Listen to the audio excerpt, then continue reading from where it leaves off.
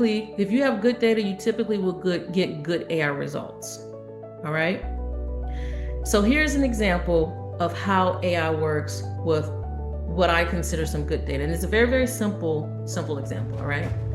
So in step one, we have some data that we're going to use to train an AI model.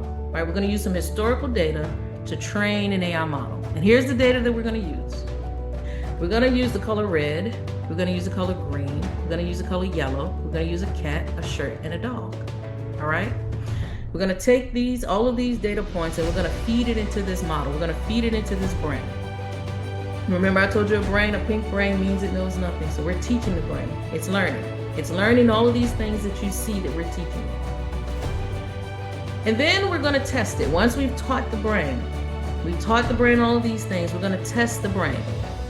And so that basically what we're doing is we're testing the AI model that we have just trained. We're going to test its accuracy to see how correct it is. The same way that Pat just went to ChatGPT and Gemini, and he asked it some questions to test to see how accurate it was. This is the same kind of scenario here, right? So we train the brain, and then we're going to test its knowledge. And the way we test this knowledge, we're going to show it a red shirt. We're going to say, what is this? Right? Because we taught it what the color red is. We taught it what a shirt is. So we're going to show it a red shirt, and we're going to say, what is this? Because I've taught you this. And then the model makes a decision, right? So the trained model, we've trained the model, we've taught it, we've trained the model, we're testing it by asking a question, and then the model actually, it actually makes a decision. The model makes a decision, and it makes a prediction. And the prediction that it makes is, it says, it's a red shirt, right? It says it's a red shirt because we told it, this is the color red. When you see this is red, and this is a shirt. When you see this object, it's a shirt. So the model looked at the pattern, the AI model looked at the pattern based on what we taught it, and it said, hey, I'm gonna make a prediction that this is a red shirt. And guess what? It got it right.